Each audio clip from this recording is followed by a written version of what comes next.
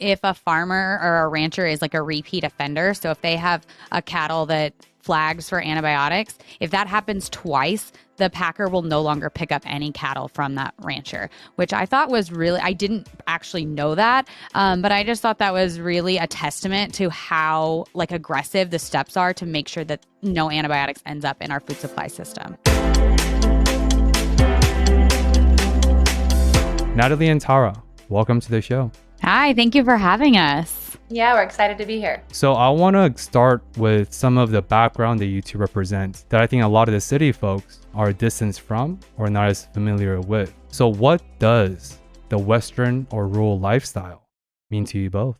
Well, I'll kick it off. So I am actually a fifth generation dairy farmer, and I am married. My husband, who is also a fifth generation dairy farmer, and we live on his family farm here in eastern New Mexico. I have my degree in environmental science, and I've spent the last 10 years working as an environmental consultant in the dairy and ag space around environmental and regulatory area of agriculture.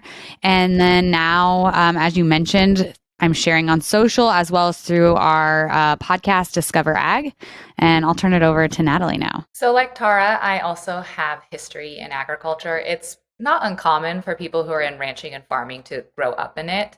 So I was actually raised in Southwest Montana on a cattle ranch there. I got my degree in pharmacy. And so I don't like to say I left agriculture because I still lived, very close to my family ranch and I spent a lot of time on it. But I was living in a bigger city in Montana, which is relative for some listeners. I'm sure it's tiny compared to where some people may be living. But I was living in a bigger city, working at a hospital, practicing as a full-time pharmacist. I met my husband and he ranches in Nebraska, and that is kind of how I ended up down here when we got married. So we run a cattle ranch down here. It's him and I and our 3 sons. And like Tara mentioned, together we do a lot of social sharing about agriculture, whether that's on our individual platforms, on Instagram or, Facebook, different things like that, or together on our podcast, Discover Ag. Yeah, Natalie and Tara, appreciate you two providing context.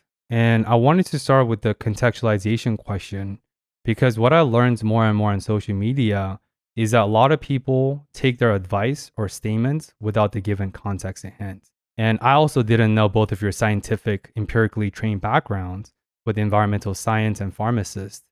But why do you think it's important that you two have such a intellectual, rigorous background tackling such a monstrosity of a topic like agriculture?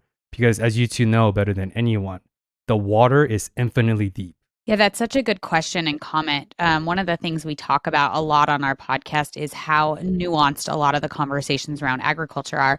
I think when we see a headline as consumers, as anyone that eats food, obviously, we see a massive headline and we just take it at like truth, or and a lot of times those end up being really like clickbaity titles that are there to inspire fear, inspire wanting us to click that headline. And when you actually have to go back and talk about the conversation, there's so much more detail, so much more nuance that goes into these conversations. Ag is not black and white. There is a ton of gray area, and there is so many different facets of agriculture. We think about ag as just ag, but coming from a cattle rancher for Natalie and a dairy farmer, Tara, we find so many differences just between our two industries, and we're both working within cattle. Yeah, and I think it's important to remember too that food is kind of an emotional thing for a lot of people. It's tied to memories, it's tied to family, it's tied to history or heritage and whatever it is. And so sometimes I think Tara and I both, when we advocate and share, we love to bring the emotional aspect of advocating and, relaying about food in that way. But I think it's important to remember to balance that emotion with the facts so that it isn't a purely emotional conversation. Otherwise, some people can get very, well, for lack of a better word, emotional, over their food choices and what they think is, best for their body and best for the planet. And so I think just balancing the emotion that maybe surrounds food and food choice with that fact kind of maybe helps, those conversations, hopefully play out better. And to even go a level deeper, it's almost like the microcosm for value propositions. I feel like speaking of emotionality, because as a psychotherapist, Natalie, I love the connection you just made, because everything is emotional. Addiction, substance abuse, it's emotional. It's a manifestation and byproduct of a deeper root issue.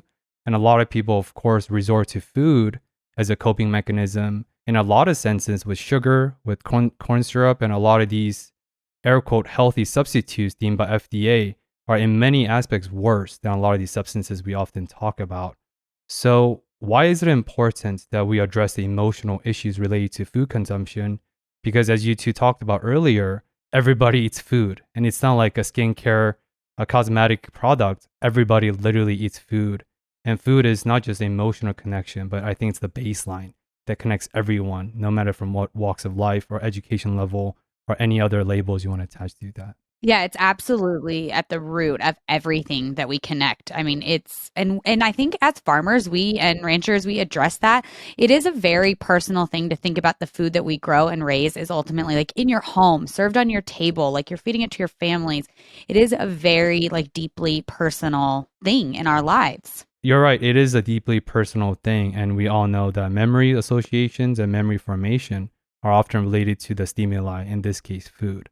So speaking of the nuances, Natalie and Tara, let's go down to the lanes of nuances where nobody likes because of the TikTok headliner culture.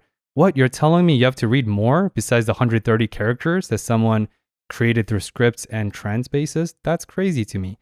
But jokes aside, like what is the reality between greenhouse gas emissions or methane productions by animal agriculture industry, specifically U2's forte, cattle's or cows, because people love attaching their value, because it's not really about facts anymore. It's about their value and what they feel like believing. Yeah, so this is going to be, we'll just settle right in here because this is, as we've talked about, there's a lot of different things to bring to this conversation. First, I think it's really important, and this gets missed a lot talking about those headlines, those TikToks of, or, tweets of 40 characters or 140, whatever it is, that the shorter our attention spans are getting and the shorter, social media is getting, these details are getting lost. And one of those is US versus global. And so when we, go forward in this conversation, Tara and I will probably talk mostly in US numbers. And there are a lot of organizations or articles out there that will switch between. They'll use maybe a global statistic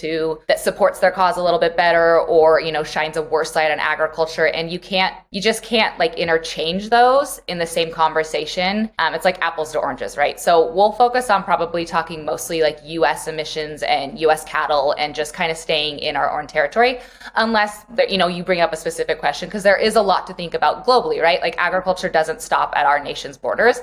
It carries across the entire globe. So not that we don't want to talk about global, we'll just kind of, I guess, address like US, emissions instead of globally. I guess just to get right into the numbers. So according to the EPA, greenhouse gas emissions from cattle are less than, agriculture as a whole is 11%, and livestock within that is less than 4%. I think it's like 3.7 maybe. Tara, do you know for sure? Yep, it's about 3.7. It's just under 4 of total emissions in the United States. So, very small percentage. We have transportation, industry, and electricity that make up, I think, over 80% of that. When you look at the numbers, it is vastly different than what, kind of those headlines are saying, that cattle are ruining the environment, whatever those titles may be. The numbers are pretty low when it comes to cattle's emissions. Tara, do you have anything to add to some pervasive statistics related to that end? Yeah, and I think one of the things that also is a part of this conversation is while we may only be like just less than 4%, it doesn't mean that we're just like sitting back and just saying, oh, that's good enough, like we're low enough. There is a ton going into reducing cattle's and overall all of agriculture's carbon footprint. Another really fun statistic that surprised people is agriculture currently is actually a carbon sink. So Natalie mentioned that agriculture and forestry make up about 11% of total emissions, but they're actually a 12% carbon sink. So they actually currently are in negative emissions, but we are trying to do even better to help offset some of the other emissions that are going on in our system. As Natalie said, just like agriculture goes beyond our borders, we know that greenhouse gas emissions are not like in their own little bubbles either, right? It's an entire global scale. It's what our entire nation is producing. And so by agriculture being able to offset some of the other industries, I think is a really crucial part of ag being like a key player in kind of this climate solution conversation. So Tara brings up a really valid point too that I think a lot of people miss in this conversation, or at least don't carry the conversation, to include, is that yes, again, like we're not denying that agriculture has a footprint. Like we fully recognize that like what we are doing, does carry methane or carbon. Like we have a footprint. But I don't think people talk about like what agriculture is doing, right? So like we're putting food on the plates for people 3 times a day. We have grocery stores full of food. It's like we have to understand. I think I just get frustrated that I'm like, we're 11%, and cattle are, again, that's total counting crops. So cattle are less than that. It's like, that's our footprint. But look at what, we're providing, right? Like food, it's a necessity. We need it. And we don't just provide that for our nation. Obviously, we have importation and exportation too. And so I get frustrated that it's like, what are we supposed to do? Feed people with zero? Like we can't, like we have to be allowed to have some sort of, output for us. And I just think that gets missed. And I also think like carrying on that note of like, I guess, positive parts of it, we also miss a lot of the conversation of like the good things ruminants can do. So like cattle grazing out at pasture actually are extremely beneficial to soil health. Tara mentioned earlier carbon sink. Ag and forestry are the only things that can act as a carbon sink, and it's because of the soil. So the better we do at our jobs as farmers and ranchers at taking care of that soil, which grazing animals are a part of that, they're an integral part of that actually, the more we can actually pull the carbon out of the air. So there's a lot of benefits to actually having cattle on the ground too. Again, there's a trade-off. We're gonna have those outputs of carbon and methane, but we get to recycle them. They're part of like a biogenic carbon cycle. And so I just think like there's just puzzle pieces people like to put out there instead of putting them all together. I think I could just sit back throughout this entire conversation and just let you two take the lead. This would be a fabulous conversation for me just to sit in. But I do want to ask some clarifying questions. So you talked about the 11% total contribution to the total carbon emission, and among that, about 3.7 to 4% is the actual number. Are you including both factory farming and dairy farms like you two, or what's the differences or nuances there? Yeah, so just under 4% is the total for all animal agriculture. So, the animal production side of agriculture. So we said 11% is all of ag. So that includes crop production, producing all of our vegetables, all of our fruit, tree nuts, all of that is that 11%. Within that 11%, 4% is all of animal ag. And that includes all different types of animal ag production. I think one thing that might like surprise people is I feel like if a lot of people heard about like or saw our farm, they would probably classify it as quote unquote a factory farm. And I live about 100 steps to my dairy barn, and my backyard is literally our cows' pens. I think the word factory farm gets thrown out there a lot without people fully understanding what the farms actually look like. We have a lot of tours on our farm, and it always surprises people. They go in with a ton of misconceptions and leave really with a ton, like with their eyes being opened as to the fact that larger farms does not always mean like bad. Like big is not bad. Small is not better. There's tons of different sized farms, and it's about, the management practices that go into it and the farmers behind it. And I'll let Natalie speak on the beef side because I think she has some really incredible numbers that share kind of what the beef side of this looks like. Yeah. So like Tara mentioned, when it comes to and I'm actually going to pause for a second because I do think this is another, I don't want to say like problem. I just think it's another like nuance that adds a layer of complexity when we're just trying to have these normal conversations. So I do think that all the different animal proteins get lumped together. So people will interchangeably talk about the chicken industry with the pork industry, with, the beef industry, with the dairy industry, not understanding that all of them are going to be vastly different. The pork and the chicken industry are what is called vertically integrated. And for anyone who doesn't know what that means, it means that there is one owner from the beginning of the product until the very end. So that would be like a Tyson. A Tyson could own the chicks all the way from the very beginning, all the way to the very end. It is fully owned by Tyson. One thing I think a lot of people don't know about the beef industry when it comes to, red meat, steaks, hamburger, all of that, it is not vertically integrated. So it truly is a collection of families together to provide, your steak or your hamburger, whatever's in the grocery store, on your plate in the restaurant or at home. Over 90% of those are family operated. The numbers are about 700,000 in the US. So there's 700,000 families that are raising beef. The average herd size is 43. So like Tara said, I think the idea that factory farming gets thrown out a little bit more than it should, because there's 700,000 families in the US that have an average of 43 cows. And together, collectively, they're putting, again, that red meat on the table. And so I just, like Tara said, I think a root of the issue is that we did get removed from farming and ranching, right? And it would be the same, Tara and I talk about this with agriculture, but it's the same if I was to go and try and talk about electricity. I don't know what it takes to walk into my house and turn on the light switch, I have a lot of misconceptions about it. I'm just removed from it. It's a privilege we have in the, living where we do. And so I don't expect everyone to understand everything about agriculture, because you don't, right? You're living in urban cities, you're living in sprawls, you're living wherever it is that, you don't have to be out at the field anymore or have a milk cow to, have milk or, garden if you don't want to. And so it's not our fault that we're removed. That's just the way, we've progressed as a society. But I do think, like Tara said, if we could get back to the idea of people actually just setting foot on a farm or ranch, I think a lot of those things that we're fearful of or things we have questions around would really come to ease and just make a lot more sense if you could get your boots on the soil on an actual ranch or farm. I actually am planning on visiting some places after this, not today, but down the road based on what I take away. And I think it's similar to like the nuances podcasting. People are like, oh, you just get on a mic and have a conversation. How hard could it be? Right. You start one and get back to us after and we'll talk then.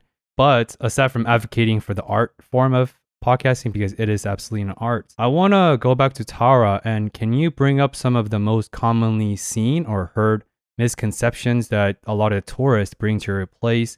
And I would love for you to redefine and recontextualize what factory farming means to you both, because I was under the same impression that factory farming just means a certain size, you meet a certain threshold, and each livestock gets treated a little bit worse based on this need to massively produce for the sake of economic sake.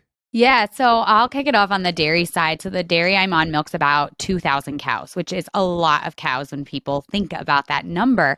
And really, I think when people come on, they're always surprised at the level of detail that goes into everything that we do, all the way from which cows are in which pens. There's a massive amount of science and information that goes into that. Cow comfort, honestly, whether this is a dairy or I'd say a ranch, is truly a priority. Is our cows being healthy?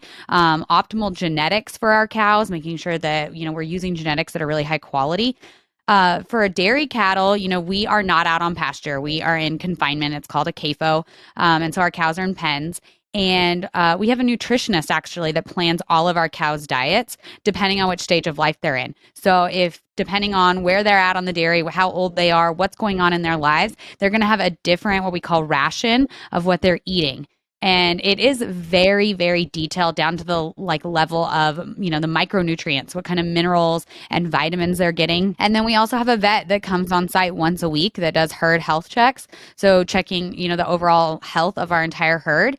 And then finally, honestly, for cows to be, for dairy specifically, the healthier the cow, the better the milk quality is going to be. And if you want to talk about it from a business standpoint, we get paid on milk quality. So the healthier, more comfortable our cows are, actually, the better the milk quality will be and the more we get paid. I'll tell you, for a lot of dairy farmers, yes, it's a business. We want it to be financially viable, but we also truly care about the well-being and welfare of our cattle. But we're actually in the middle of calving season right now on our operation. So we're literally we have a portion of our herd that is having calves right now. It's just like it sounds. And I think it would surprise a lot of people that during calving, we actually almost live with them. We have someone with our cattle 24 hours watching them so that we can assist with birth, do anything we need to with the newborn calf. And so again, like you said, I think there's this maybe a blanket idea of what, we do as farmers and ranchers. And we just say, yeah, we care for animals. And we call that good, right? We want everyone to like us and trust us because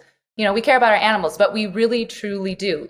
I don't know a lot of people that, my husband's awake from 12 p.m. to 4 p.m. and then we have someone come in at 4 to 8. We have different people checking our cattle continually for 24 hours. And we will for the next 45 days until we're through this calving season. And so that's just one little tiny example of, the level of attention and care that it goes into when we talk about animal husbandry on these operations.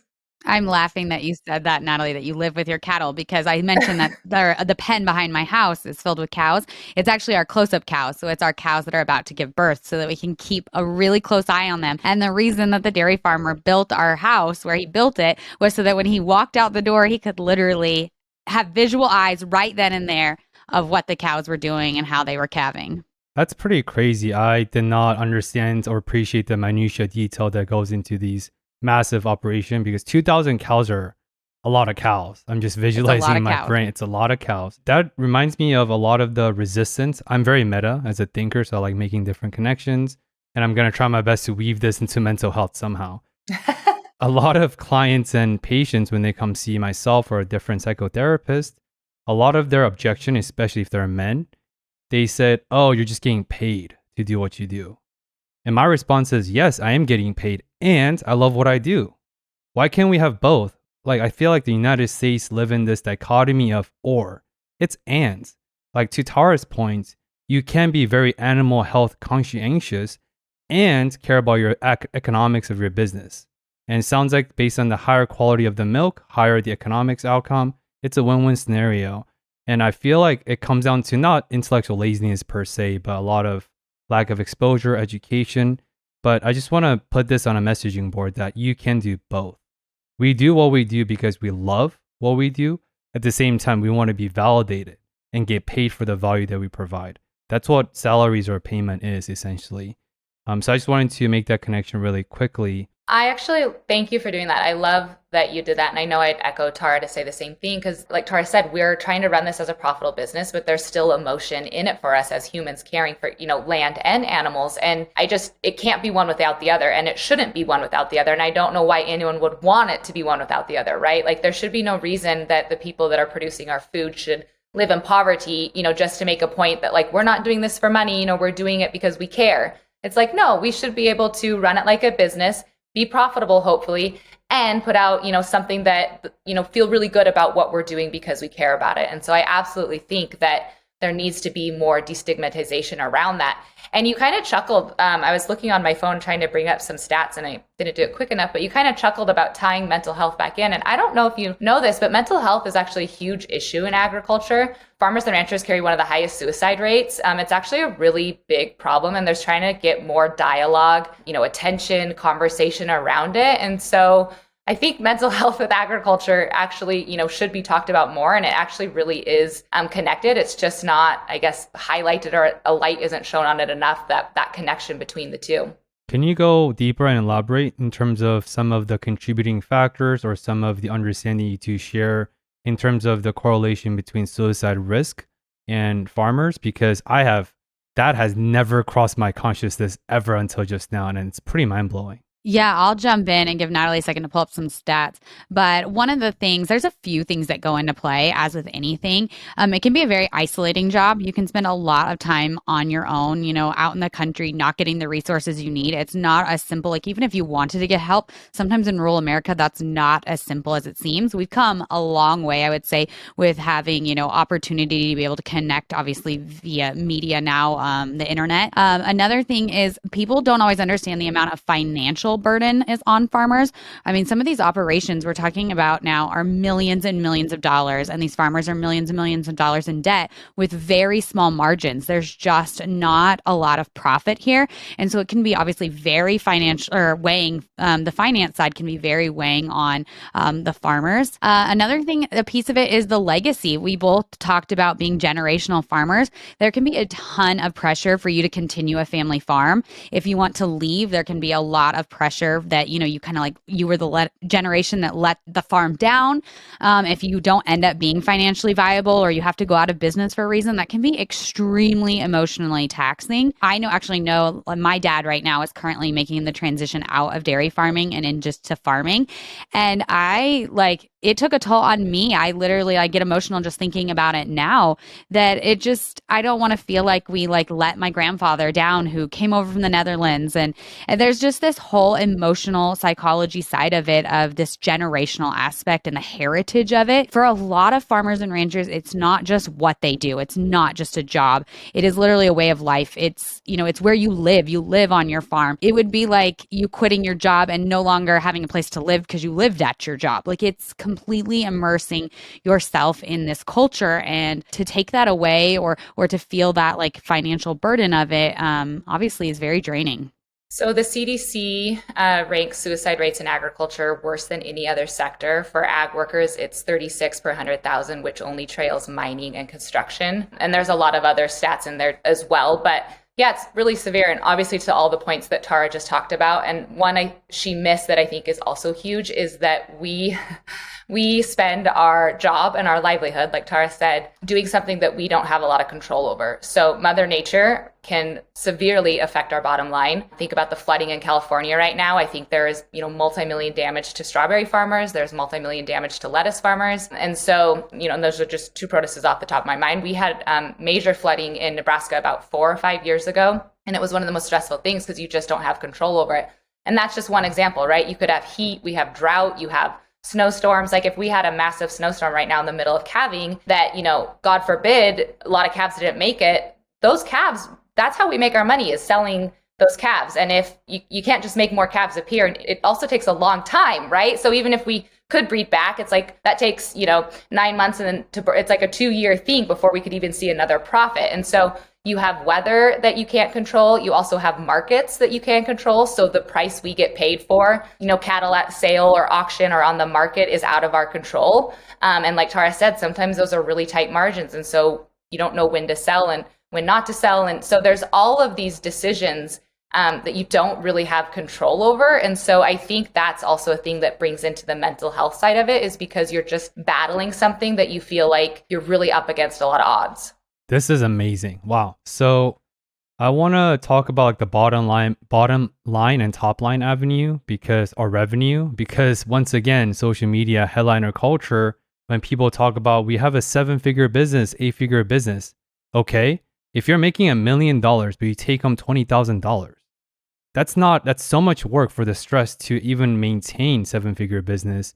And I sort of sense that in terms of the hardship and difficulty and the financial reality that a lot of these farmers, who are truly the backbones, who allow us to have food on our table, even with the financial backing or socioeconomic classes, things like that. I don't know. It's pretty shocking to me that a lot of people never even talk about the suicide rate, because I'm a veteran.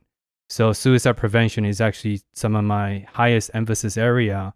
And I am going to psychedelic therapy because of its shown evidence-based research in terms of its ability to really shift the suicide landscape, because it has been pretty unchanging for the past few decades. But I have a personal question I'd love to ask you two both, and I think it touches on everything we just talked about. Tara and Natalie, you two just talked about the difficulty of being a farmer. Its inheritance difficulty is the nature aspect, that you don't have control over the outcome. And I love having like arborists or some people who grow their own food on the podcast, because I think there's something about this idea that you have to surrender to the force of nature. You can't exert your will over, like you said, Natalie, if the calves die because of the blizzard storm, you can't just snap your finger and say, hey, make a few more. It's literally not possible. So how do you two view surrender, and how have you two safeguarded your own mental health, being part of this industry, in addition to being advocates, in addition to being social entrepreneurs, in addition to all the other hats like parents, wives, and other hats, identities you guys embrace day to day?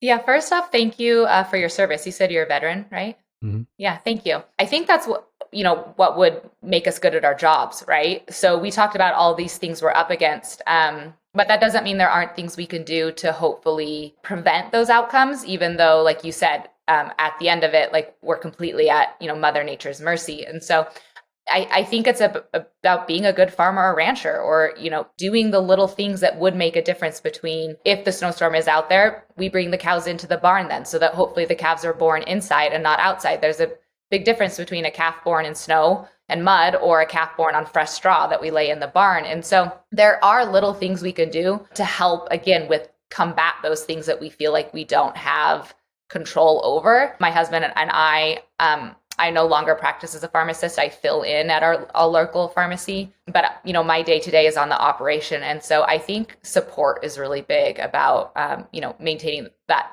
positive mental health, I guess, attitude. I love that you ended on that support conversation. I'll kind of add to that. I mentioned that we're like a larger farm. Well, one of the reasons too is we have my husband is one of 6 boys, and 5 out of 6 of the brothers are all on the dairy along with my father-in-law. And so there's a lot of family all working together, and working with family can have its pros and cons, but one of the pros is having a ton of support. So one of the things that we're able to do is rotate out like who goes on vacation or who's out of town for a weekend. I know that there's farmers, especially a lot of dairy farmers, because dairy farming is literally you milk your cow every single day, twice a day, no matter what time of year it is or what day it is. So it's a 24-hour, 7-day-a-week job that, there's dairy farmers that have never had a vacation. I have met dairy farmers that have never left their county because of the requirements of having to be so tied to the dairy. And so for my husband and I to be able to lean on support of his siblings and his father, and being able to take time for our family to go on vacation, and knowing someone's at home to be able to oversee the operation is amazing. And without that support, it would be such a heavier burden to carry for us. I know when my dad started out, he was on his own, and my grandfather would travel from about 5 hours away to come oversee if we were going out of town. And I just remember like it just had to be such a conversation about us going out of town. And I feel so lucky now to be in that family business that has that support aspect of it. Like I said, aside from the surrender, I feel like we have to first safeguard against our own mental health to really show up for the cows, because I do know that they're one of the most socially competent, smart, and attuned and sensitive animals. Right? Of course, we all have seen footage of cows crying and things like that. So I do know that's the extent of my knowledge. Please don't ask me any questions. But but let's go into the dairy, because I feel like it's like a big pillar in both of your lives and some of your advocacy work. Can either you or both of you elaborate further about the statement that you two talk often on your podcast and your social media, how all milks on the shelf in the grocery stores are healthy, tested, and good for you without any antibiotics? Because I don't know when that misconception started, but there's this idea, and I harbored this a few years ago, that, oh, you have to look out for this antibiotics and all these different added hormones. And I know Tara just did a debunking video recently, but would love for you to elaborate a little bit further and just gift folks with some of the more tangible insights. Yeah, so we've been talking about mental health, and one thing that's that I'm a big advocate, and Natalie is too, is we want people to be able to go into the grocery store and feel safe about the food they're choosing, especially in the meat, the beef and dairy aisles, because that can weigh really heavy on people's mental health as well, of feeling not sure about what food to choose when they're grocery shopping for their family. And so one of the things I love to talk about is that all milk on the shelf is safe and held to the same standards, whether that's conventional or organic or grass-fed. Those are actually differences between conventional organic is actually farming practices. It is not a safety standard. It's how we farm on the dairy. But you can really truly feel good about all the milk on the shelf as being safe and antibiotic free. So we're a conventional dairy, so we do give our cows antibiotics when they're sick, and it is prescribed by a vet. If a cow is getting antibiotics, she actually goes in what's called our hospital pen, quote unquote, and she is removed from the milking herd. So her milk is milked separately, and then it is discarded. It never makes it into the food supply chain. And then even after she has stopped taking antibiotics, there's what we call a withdrawal period. So there's a period where she is not receiving antibiotics, but her milk still does not make it into the food supply system until that antibiotics has completely cleared her system. Then she's able to come back into the milking herd. Every single tanker of milk that leaves our farm is tested at the parts per billion for antibiotics, along with a number of other things. If anything were to get flagged, we would have to discard the milk and pay for it ourselves as the farmer. The milk is also tested again at the plant and is randomized sampling within the grocery store as well. So there's absolutely no milk on the shelf with antibiotics. The added hormone conversation also gets a little crazy.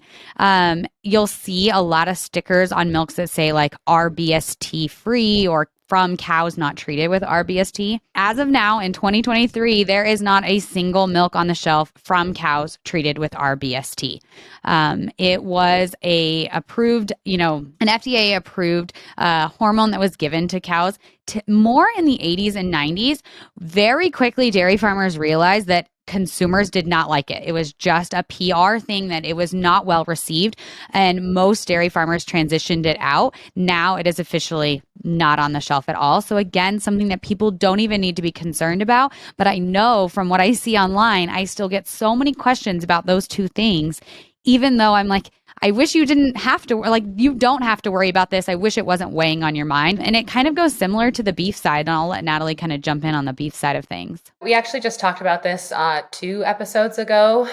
We were talking about interviewing someone about the packer processor level and antibiotics there and kind of how they test. And they walked us through the whole process. And like Tara said, the same thing will happen on the beef industry. So the packer processor is obviously the end portion of it. It's where the animal's going to, get harvested. And so they are doing randomized tests there as well. If anything is shown to have antibiotic, it is pulled, and everything is allotted there. They have a numeric system. So if one part of the animal showed, they are able to trace it back to the entire animal. They're able to trace it back to the entire ranch. That ranch actually, the rancher gets flagged, they get put on a list. And so there's this whole process that goes through to make sure that no antibiotic ever enters our food system.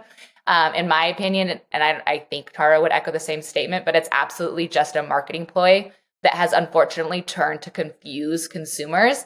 It's not something you need to be worried about. One thing Natalie and I learned in that packer conversation too was if a farmer or a rancher is like a repeat offender, so if they have a cattle that flags for antibiotics, if that happens twice, the packer will no longer pick up any cattle from that rancher, which I thought was really, I didn't actually know that, but I just thought that was really a testament to how aggressive the steps are to make sure that no antibiotics ends up in our food supply system. I understand why we wouldn't want antibiotics in our food system, but I wish there wasn't fear around the idea of a rancher saying, or a dairy farmer, whatever, someone who raises pigs saying, our operation uses antibiotics, because it actually goes into that animal husbandry portion, right? Like if you had a kid that was sick, or you were sick, or a loved one was sick, we don't deny them antibiotics to treat something we know we can.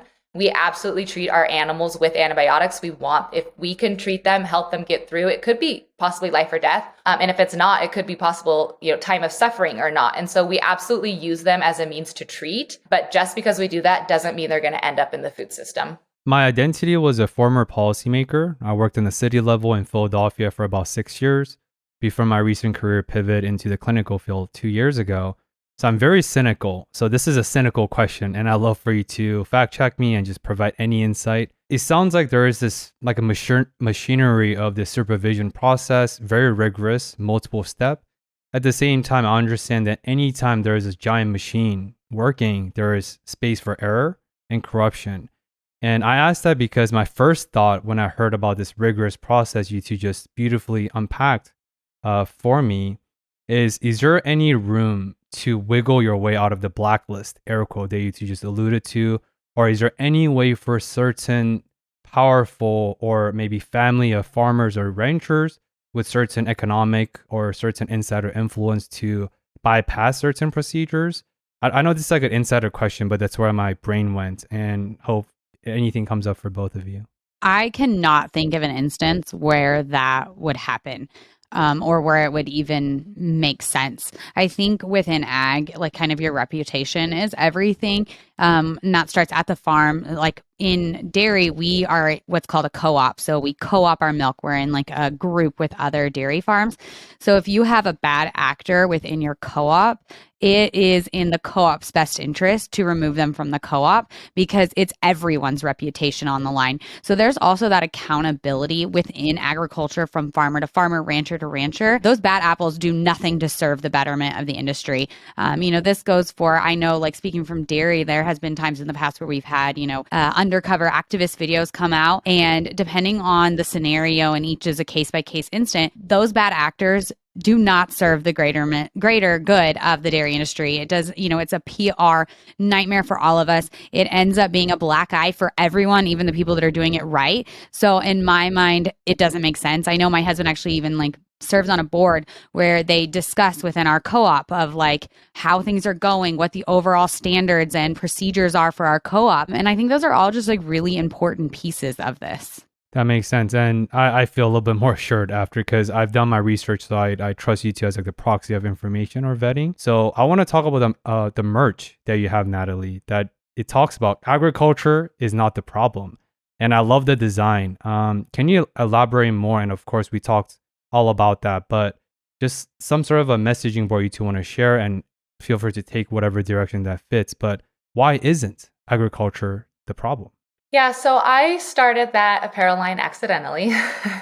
I, as you mentioned, both Tara and I do advocating online, and with the online landscape, obviously you have a lot of people that follow you that support your message, but you also can land in front of people who don't support your message or your belief system, and that is very much so true for agriculture. And obviously the larger my page got, the more, my content would get in front of people who didn't, believe in agriculture, want animal agriculture, maybe were confused about it, just had a lot of misinformation around it. And so I was continually getting a lot of comments that were either very negative towards, myself or what we do, or just ones that were, questions, misinformation kind of. And I remember sitting at the dining room table, and I don't remember what the comment itself exactly said, but I remember the moment, and I was talking to my husband, and I just kept saying, I'm just so frustrated by this comment. I think it was on like a reel or something. And I was like, if they just understood that, ag is not the problem. It's like I said earlier, we're contributing to greenhouse gas emissions, but,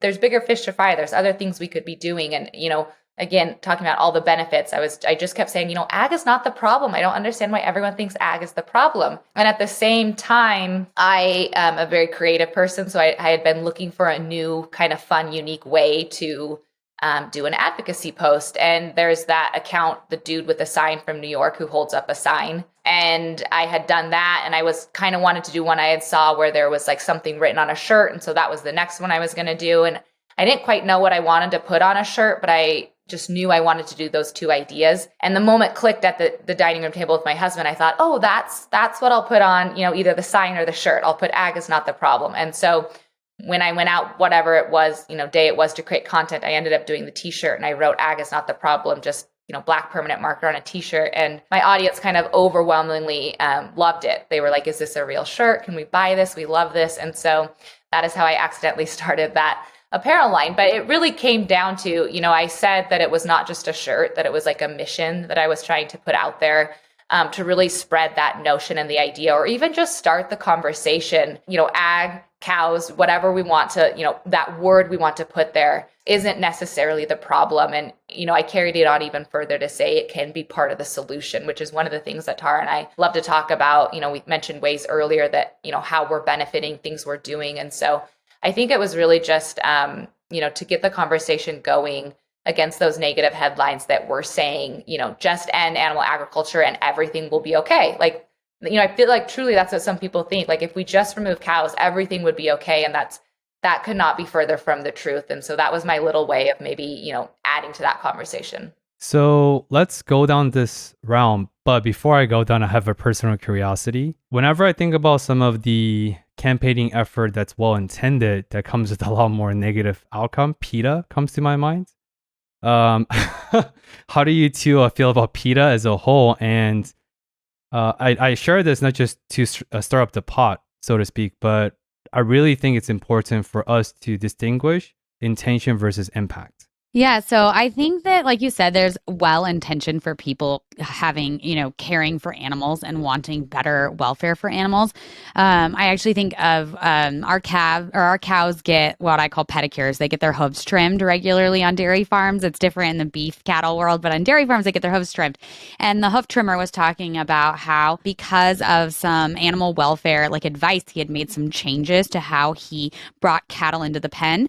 And it kind of goes back, if anyone's ever heard of Dr. Temple Grayden, she made changes in the beef world of how cattle enter packaging, processing plants, and how it improved animal welfare. Super amazing intentions that were really have improved our industries immensely. Then it goes to the other side of kind of the PETAs of the world that truly just want to end animal agriculture. And like you said, we could exchange PETA with another name, but there are organizations that they don't want betterment of animals. They want to end animal agriculture. They truly believe believe like what we do is wrong at their core. They go as far as thinking people should not own pets. Some of them, there's a lot of like details in there of what different groups believe. So I do think that at the root of people wanting like animals to have great welfare is amazing. I think it ends up being very misguided. I do think from an animal ag standpoint, animal welfare has never been better than it is right now. And I like believe that to my core. I think our genetics are amazing. I think what we're feeding our cows is really, truly great. I think we just understand our cattle better than we ever have. And so I feel really good about where we're at. There's always room for improvement. I know from the dairy side, we are constantly reevaluating like our standard operating procedures, figuring out how we could do things better. And so it kind of, I don't know, there's both parts of that conversation. Yeah, like Tara said, I think it's great, and we should have guidelines that hold ranchers and farmers to, certain ways that we, care for our animals or our land. And so that's all great. Like we need KPIs, things to measure, things to work towards. Like all of that is no difference in agriculture than any other industry or any other profession. You should have measurable markers, things you're doing. Again, ours are geared towards animals. It's a conversation around, taking better care of our animals. I think for me, the problem with that is when, those guidelines or recommendations bleed over into control, especially by someone who doesn't have the understanding of what would happen with some of the requests they're making or some of the things they want us to do. And for me, that's what I think of when I think of PETA or any other organization. It's like sometimes, again, because I don't feel like they truly care about whether ranchers are taking better care of their animals or not. I think they care about how do we get it so that ranchers don't exist anymore. And so some of the things that they ask or propose are actually almost more detrimental to animals. Like we're saying, no, like we can't do that. That would actually be worse for our herd if we did that. I think there was an instance with chickens that cage free or something where they were getting attacked and, there's problems. And so I have a really big issue when someone wants to step in that doesn't have the knowledge, the background, or the understanding and says, you do this way, especially when they're trying to say it's because they want better care of the animals. When they don't really understand that it could potentially actually be more harmful, whether that's to an individual animal, to the operation of the farmer as a whole, to the land, like whatever it is. And I think that's my problem, with those organizations. So you two are saying that some of these giant entities have alternative motives and they don't practice what they say and they don't say what they practice. Yeah, I appreciate you two answering the question. And like I said, this is not a gotcha show, but I just think about PETA often. And I remember when I went to this farmers market in Philadelphia a few years ago. And by that time, I was a pescatarian after reading Jonathan Fowler's book, Eating Animals. It was a very beautiful day, beautiful weather. People were doing their thing. And then PETA had a booth and they literally had baby pigs and chicken. And they had bacon and eggs next to it saying that this is what you're eating. And they were giving the food samples away. And I was like, what is the point here? If you're really trying to advocate, is influencing 50 people at the farmer's market going to help you achieve your agenda? That is just, there's such a discrepancy and such a massive gap between the intention, which was the genesis, versus the actual outcome. Because impact does matter. And yeah, I felt called to ask that question because I struggle with that sometimes as an animal advocate myself, like environmental and all that. But I just feel like there's a more strategic and better and healthier way to go about some of the impact they're trying to impart or change. I don't think Tara and I would ever deny that. I don't think we'd say that every farmer or rancher is amazing, that you don't have to worry about that everyone is doing everything at status quo and there isn't a bad operation and there isn't something that is going wrong in the whole entire agriculture industry across the entire United States. But like Tara mentioned earlier, any outliers that are not truly taking care of their land or their animals to the best of their ability are just that. They are outliers. That is not the majority. There is going to be no one that cares more. I mean, if PETA really truly just wanted people to care about their animals, there is no one that is going to care more about the animals on their operation than a rancher or a farmer. And I am not filling any listeners with, any gas or anything like that. It is truly, again, there will be outliers that I could not speak to, but the greater good of agriculture truly wants to do the best for the land and the animals that they can. Yeah, going to the land point, I always like to share with people, protecting our natural resources is crucial for, farmers, ranchers. We literally work in conjunction with our land and our natural resources. And even beyond that, like I drink the same exact water as our cows. Like it comes from the same tank. There's a pipe that goes out to our cows and a pipe that goes to my house. So for me to make sure that like the water quality going to my cows and my home is of the highest quality is obviously of utmost importance to me. And so it's just, we're so like integrated into our land and our resources that, whether it's on caring for the cattle or caring for the land, it's a huge piece of our lives. Yeah, Tara, you have luscious hair and skin just from the screen. So I know, I know the quality of your water has been tested, but I appreciate you sharing that disclaimer because I think it makes a huge difference as a messaging or messengers that when you put your skin in the game. Because for you, the stake is high because it's not your health, but your family's health. So I think that's a very important disclosure. So let's go. This is great conversation. So I want to go a little bit deeper. One thing that I just came across recently through my research with both of your podcast and platform is the rise and the increasing emphasis on regenerative agriculture or regenerative farming. So what is that? Can you first define it? And B, why can regenerative agriculture or farming truly be a sustainable future solution that can tackle and address many of our problems within the United States or the world, as we going back to the introduction that I shared to kickstart this conversation? Yeah, so regenerative ag is definitely, I feel like in the news and it's coming up. It's like an up and coming topic. I feel like it's kind of like the new organic. Organic is like a set of guidelines from USDA, whereas regenerative ag is more about like working with your land, your region, your climate, just much more, I feel like I kind of think localized, and it's not like as prescriptive, like this is what you do to be regenerative. It's about, working with the land and cattle involved and it being like a holistic approach to farming. That's kind of, I guess, general overview I would give. But I think that it's more than that. I know as a conventional farmer, so just like a regular old farmer, we are implementing regenerative practices within our farm. So, a big one within regenerative is no-till, so not tilling the land. And we practice minimal till. So just something we're kind of transitioning within and we're trying to figure out how it works for our land, how much rain we get, incorporating different things.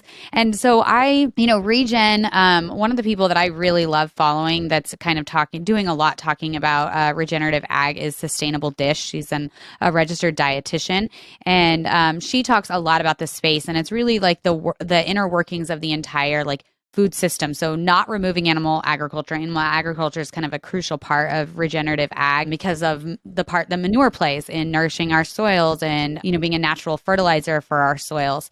So it's a movement. I think we're going to see a lot more of it. It'll be interesting to see kind of where it goes. Kind of like the organic space. I wonder if it'll end up being like another label slapped on our food that says, check, it's regen. I kind of hope not, because I think like at the core of regen ag is a more holistic approach to agriculture. On that, I'll kind of let Natalie jump in. At the beginning, you asked us to define it. And like Tara said, unfortunately, there is no definition. There isn't for sustainability either. I think that's why there's a lot of confusion around it, or why there's a lot of questions, or why a lot of people are saying it's regenerative and we don't know what that means. I also think a consumer would think regenerative is different than like what the farmer or rancher would think regenerative is versus maybe what, a dietitian would. I mean, just anyone looking at it could have a different idea of what regenerative or sustainability truly means. I don't know if we will ever quantify it or make it so that you check the boxes and that qualifies you for regenerative. So I don't think that's the trend of it either. I think kind of the confusing part about it too is a lot of the things that, people are now saying like, oh, we're doing regenerative practices are things that people or farmers or ranchers have been doing for a really long time. We just didn't think to call it regenerative, or we didn't think to point it out because again, we want to do the best for our land and animals. So we just do it. So like Tara mentioned, no-tilling, we've done no-till for a really long time. Do we think to like spread that message everywhere and be like, we no-till? No, that's just what makes sense for our area. We've done it forever. We do cover crops. Cover crops is a huge thing for because you want the soil, you don't want it barren. And so we've done cover crops for a really long time, and that's part of the regenerative movement as well. And so again, I think there are families who would say, well, we've been doing that for, decades. Like my grandpa instilled that. or we made that change 30 years ago, back in the 70s or 60s, whatever it is. And so I think there's kind of that confusion about like, well, it's this new thing and here are the guidelines. And it's like, no, it's just like Tara said, it's just a practice that basically means you are putting more into the land than you are taking out of it. And again, at the end of the day, any rancher or farmer should be doing that regardless. Like we should be giving more back than we're taking out, because that's the only way. We talked about generational. Agriculture is hugely generational. And the only way that, my husband and I can run our operation from now for another 30 years or 20 years and pass it on to our children is if we do a really good job. And so I feel like at the end of the day, a lot of these regenerative practices, there are some operations that are implementing new stuff. They're like, oh, great, we can move towards this or do this differently. But a lot of regenerative farming has been going on for ages. It's just now getting labeled and called something. How do you two or some of the farmers and or ranchers you two interact with day to day? What is the collective or individual approach to maybe more innovative approaches that haven't been tested before? Because as you said, for you two to sustain this for 5, 6, 7 generations, the foundation has to be impeccable. It's very intuitive, but people don't really think about this. I feel like some people need to think a little bit more, some people maybe less so, but yeah, what is the common consensus, or how do you two think about being more innovative within the container of agriculture? Since, as you said, what may work for someone may not work for someone else, and having a standardized approach, having a standard matters because that's how you regulate on a massive level. At the same time, I'm curious to see if innovation is talked about or some of the insider conversations around innovation as a whole. Honestly, right now in agriculture is an amazing time to be there. So much innovation happening, so much technology. Just recently, there was through the USDA, climate smart loans that were given out to really advance technology and research in the climate smart area. And so there's really incredible things happening. I would say for me, some of the things I worry about is sometimes we think there's something new and trendy, and 5 years later, 10 years later, we realize it's not as quote unquote sustainable or green as we originally thought it was. And so I think by having, generational farms, anytime you implement a new technology or any kind of new product on your farm or ranch, you really want to consider all the ins and outs. Is this actually going to still be technology in 20, 30 years from now? Is this still going to be viable or make sense for my operation? And so that's something I think that when you're implementing something new, you really have to analyze. For us right now on our dairy, we are installing solar panels. I think we're just a couple months out now from our barn being solar powered, but it was a really long process of getting to this point. A lot of research. We talked to a lot of different companies just because we were really hesitant to install something on our farm if it wasn't going to have a lifespan of more than 5 years. We wanted this to be longevity and really make impact long term on our farm. So those are some of the things, but there's a ton happening right now. It's an exciting time. What is some of the most best tested practices for you two to advocate for the things you really believe in with the mission statement? Because information overload is what the era we live in, and just parsing through the informations and making sure your message get out there is so much hard work. People just don't understand.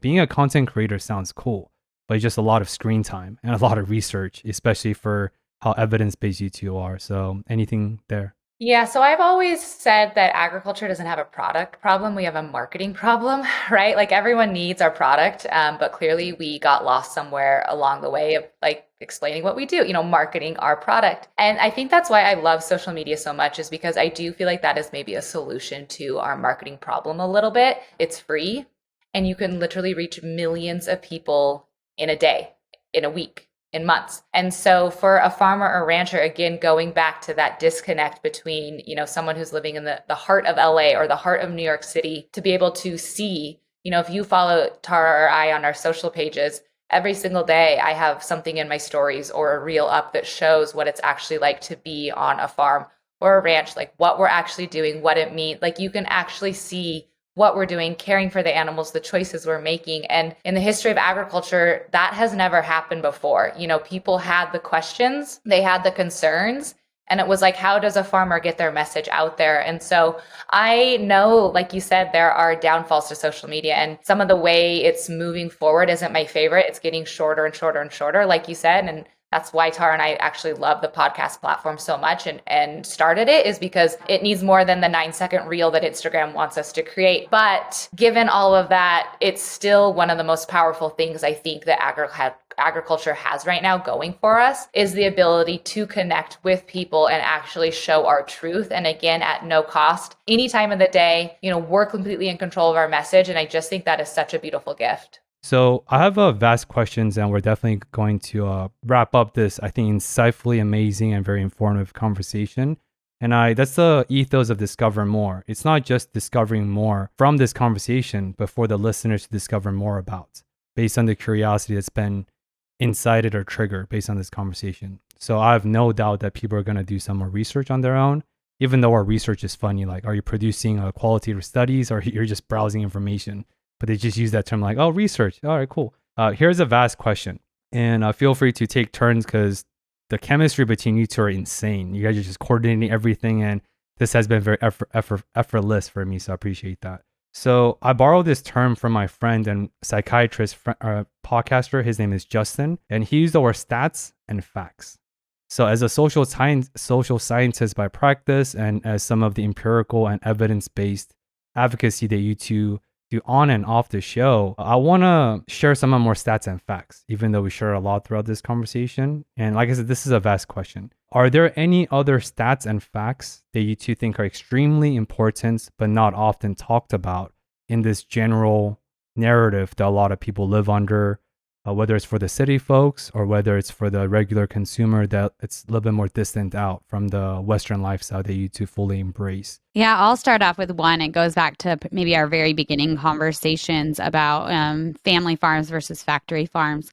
97% of all farms in the United States are family owned and operated. So that's obviously like a huge number. That's across the board of agriculture. So again, cattle, dairy, row crops, overwhelmingly the majority is family farms, and family farms just like Natalie and I's family farm and family ranch. And so I know that when I tell people that stat, I think it kind of like puts them at ease, that it puts a face on agriculture. I think one of the issues with agriculture, our marketing problem, as Natalie said, is there's not always a face to it. There's tons of family farms across the country, but by knowing that it's family farms, I think it like humanizes us a little bit more, and it makes us more relatable and connectable to our urban counterparts. I think the stat that I will pick actually has to do with cutting meat out of our diet. So I do feel like, it's a popular decision, right, to be vegan or vegetarian, whether that's for the moral standpoint, the environmental standpoint. But if everyone decreased or if every single American adopted a meatless diet, we'd only decrease our carbon footprint by 2.6%. So very minimal. Back to my ag is not the problem, frustration chant. Again, not saying that wouldn't be effective. If we did cut meat, we would cut our emissions by 2.6%, but there are other ways that we could cut that if we cared about it. And again, I think the second part of the question is at what cost? So cutting 2.6%, that's going to add more calories. It gets into a whole nutrition standpoint. Are we actually being healthier removing animal proteins? And also, again, going back to carbon sink, animals important for our soil. What would it do if we removed, animals from that? So for everyone who, I never like to pressure anyone into eating a certain way.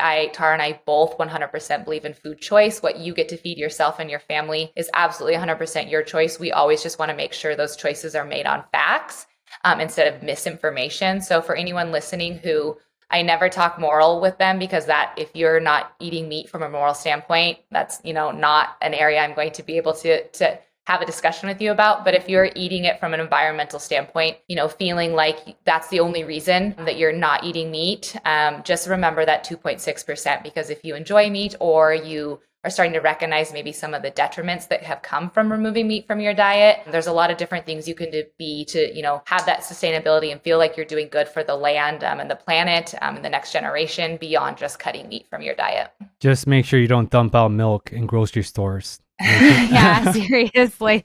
Let's not contribute more to food waste. That's another stat we could get into, is how much of our food we waste across the country. So yeah, no dumping out milk. Yeah, it's a reference to one of Tara's debunking videos on her Instagram. And of course, all their information will be linked. But I do just want to, ride that train a little bit further.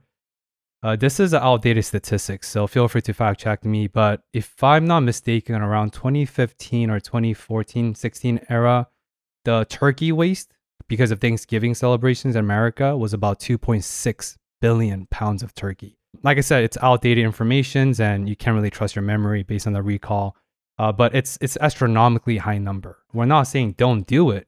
We're just saying do it based on accurate information that's based out of facts and evidence, which is a huge advocacy that Tara and Natalie do. Well, I was just going to further, like you said, we waste about 1/3 of what we produce in the United States. And I do think there is more people, more conversation and more attention going to, because obviously what's being wasted is going into landfills, or like it's also having a carbon footprint attached to it. And so if we addressed not only food waste, would it, address it from an environmental standpoint, but also there are families in America who don't have food. And so food waste is a really important thing that we need to start spending more time on. If food waste was a country, it would be the third largest country emitter on the planet. Food waste is the third highest emitter of greenhouse gas emissions. So like when Natalie says her ag is not the problem stance, like there's bigger battles to fight, I think food waste is one we should absolutely be battling. And to add on additional layer of complexity, not that we have been doing this entire show, is like food poverty, food desert, right? In a lot of these urban and marginalized and impoverished communities, like there's literally millions and millions of Americans as we speak, every second, every minute, every day, every month. Even if they want to put healthy options of choices that's not sugar or corn syrup filled, they don't have a choice. They literally don't. And here we are wasting 1/3 of our food production annually. That is wild. I'm going to forever remember the statistics, and that's just crazy. And here's how I want to end the show before I roll out the red carpet for you both.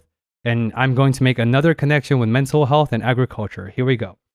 So according to eating disorder, which is ED for abbreviations, by definition, categorically or systematically eliminating any sort of food is disorder eating.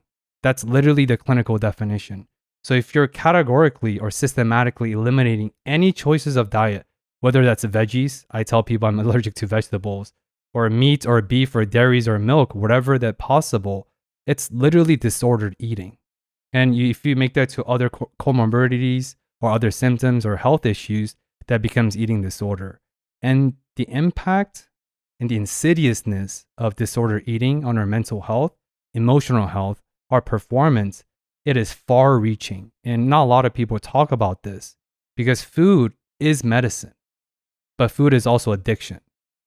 And the choice is up to us to make that decision based on the information that's accurate, like Natalie and Tara are so deeply, deeply passionate about, which is I was really grateful that you two responded to my outreach and that we're having this conversation because I learned a lot.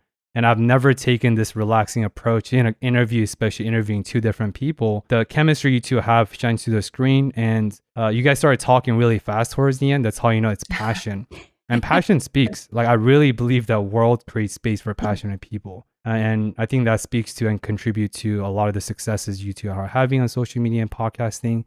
But yeah, I really, really appreciate both of your time and the thoughtfulness and things you two shared. Thank you, Benoit. It was, like you said, food and agriculture is something that Tara and I are both really passionate about. So you extending this invitation to have, this layer of complex conversation means a lot to us. And it was really fun. It's, something we enjoy. Yeah, thank you for hosting this platform for us to be able to share and get into the detail, get into the weeds of all of this. We really appreciate it. Thank you. I've been up since 4:30 a.m. this morning, so this feels good, and I'm going to have more coffee after the end. But without further ado, this is where I roll out the red carpet for you, Natalie and Tara. Where can people check you out further, connect with you offline, ask some of the more pressing, not often talked about heavy hitter questions that might get lost in the weeds and all this misinformation era we live in? Yeah, so if you're listening to this, you're obviously a podcaster. So we would love if you'd come join us on our podcast, Discover Ag. It's available on any platform you can podcast on. We're a Thursday episode, and we talk about a lot of this stuff. We talk about, food industry, what's going on in the food space, in agriculture, from a dairy farmer and a rancher perspective. So we would love it if you guys would join us there. Also, if you want to visually see more of what's going on a dairy farmer's life or a rancher's life, I have my personal Instagram page, Natalie Kovarik, that I spend a lot of time there. So I would invite you to come spend time with me on that platform. Yeah, you can find me on my personal platform at Tara Vander Dussen. So for both of us, pretty straightforward. And yeah, we try to just share the ins and outs of our days on our prospective ranches and farms. And like you said, if anyone does, find their way over following us, we hope you won't just follow, but ask us questions you have. I just shared a baby calf the other day and I had so many good questions about it. So don't just, watch. Come over and actually ask those things. There are no dumb questions. We're happy to answer anything, explain what we're doing. That's why we're doing it. So come, be immersed and integrated as much as you want. And I will add on one more side note to that where, Natalie, I'm talking about your 30-day calving vlogging effort that your husband laughed about or chuckled in the video. I remember, I think it was day 2 or day 1 where you tried to retrieve calf from the mother cow and then you had to actually retreat and stop that video because the mom was being difficult, underexplained. So you can tell it's not highly scripted, highly practiced. It's like I said, Mother Nature is larger than we are. And I think that's a rare element of authenticity that gets lost oftentimes on the online community. But I know I'm very intentional with who I bring on this show. I do my due diligence. I'm not perfect, of course, but at least through my research and vetting, they really represent what they preach on their podcast. And even their podcast is very information driven, but they also incorporate some of their quirkiness and some of their real person humor. They talk about their mugs they're getting or some of the things they do day to day. So would strongly recommend people to check out Discover AG. And like I said, any podcast with Discover in the podcast is a great podcast, period. Cheers to discovering. Absolutely. Lots of discovering. But they also have a Elevate AG. They have an amazing newsletter with a robust community. And I will link all those information in the show notes. Please go check them out and ask them questions. That's how you help spread curiosity, which is the ethos of my podcast. With that being said, to all the listeners, if you have made it till the end, I always appreciate your attention span in the current era of death of nuances and the death of attention. So I appreciate you coming back week after week. If you're watching this on YouTube, if I can ask you to share this episode with one person and hit that subscribe button, and that's how you encourage us to grow the show, to keep doing amazing things, and for me to seek out fascinating and impactful social entrepreneurs like Natalie and Tara. And they also just started a YouTube channel, which I'll also link in the podcast episode description below. With that being said, I hope you discover more practical insights from today's conversations, and I hope you can embrace your identity of being an independent thinker, that you think about thinking and you think for yourself, which I think is lacking and dying in today's world. And as always, I will see you again in the next week's train of Discover More. Thank you for listening.